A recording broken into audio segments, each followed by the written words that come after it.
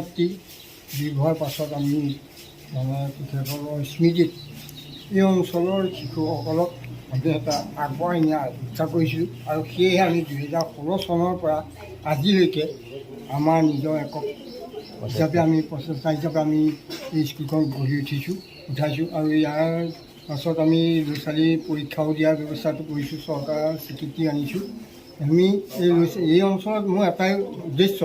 এই অঞ্চলৰ ল'ৰা ছোৱালীবিলাক আগবাঢ়ি যাওক আৰু ল'ৰা ছোৱালীবোৰ যাতে আগলৈ মানে নিজৰ ভৰিত নিজে থিয় দিব পৰা ব্যৱস্থা কৰিব পাৰি, এই মই কামনা কৰি 2009 চনতে মই প্ৰতিষ্ঠা কৰি এতিয়ালৈকে মই মানে শিক্ষক ছজন মোৰ ইয়াত থাকে আৰু এইবিলাকৰ মাননি মই নিজে দিওঁ। এতিয়া মই খালি মোৰ নিজৰ মানে পেঞ্চনৰ দৰমহাৰ পৰা মই তেওঁলোকক পৰিশোধ কৰোঁ আৰু তেওঁলোকক মই নিৰ্দিষ্ট টাইমত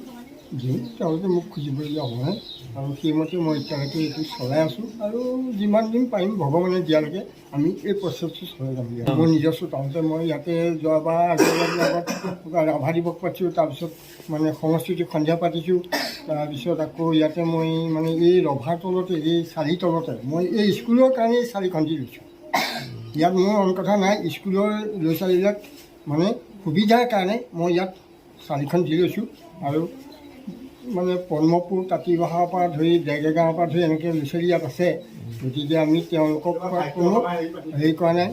গতিকে মাননি লোৱা নাই। তেওঁলোকক খালি এটা কথা মই লৈছোঁ, পৰীক্ষা যিটো ফিজ সেইটো মই তেওঁলোকৰ পৰা লৈছোঁ, তাৰ বাদে তেওঁলোকৰ পৰা মই কোনো পইচা লোৱা নাই।